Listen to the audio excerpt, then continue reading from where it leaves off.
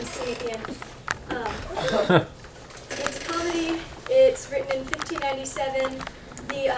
The folio is most important because the original bad quarto is used for certain things because it's uncensored, so they can slip back in what wasn't appropriate for a courtly audience.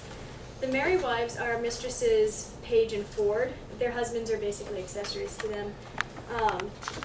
Sir John Falstaff is trying to seduce the mistresses because they both have a lot of money. They have control over their husbands' purses, and for some reason he thinks he's charming enough to do it, even though he's disgusted.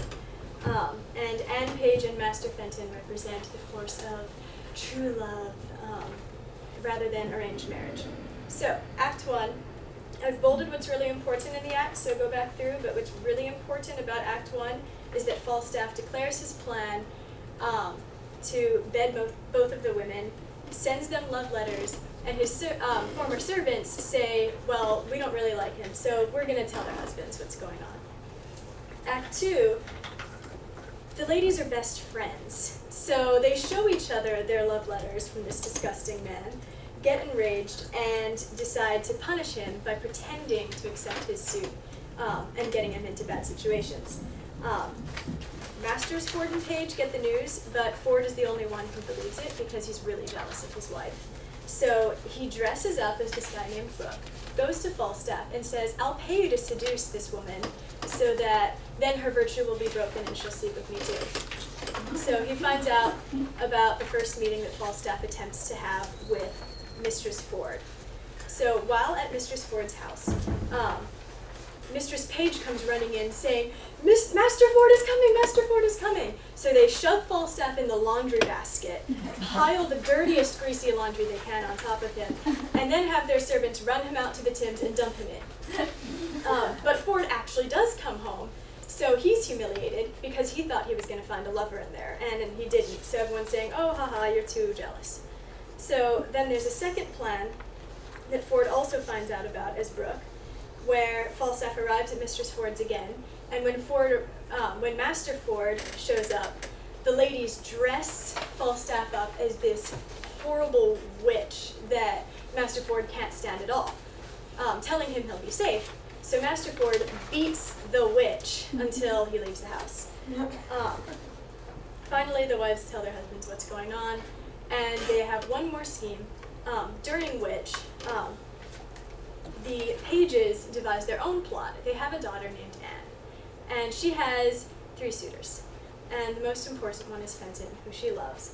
But Mr. and Mrs. Page want to marry her off to 2 different men. So during the course of the last scheme, they plan to send Anne off with one suitor or another. They're each trying to trick the other.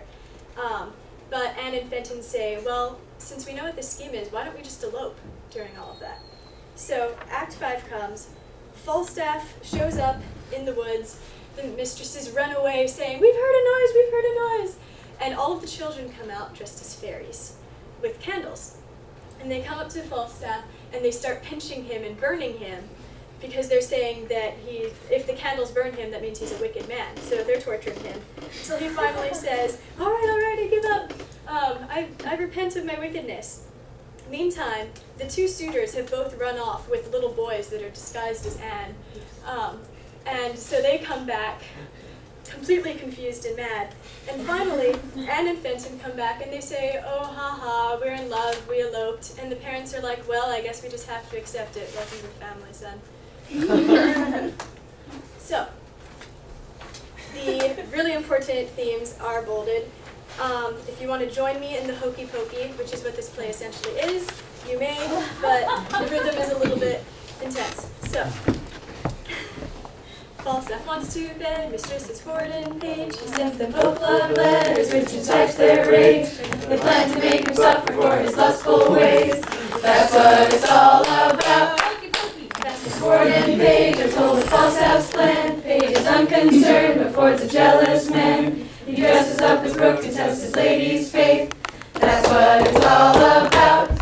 Mrs. Ford has Falstaff in the laundry bin because her jealous husband's causing quite a din. She sneaks into the tank and dumps the whole lot in.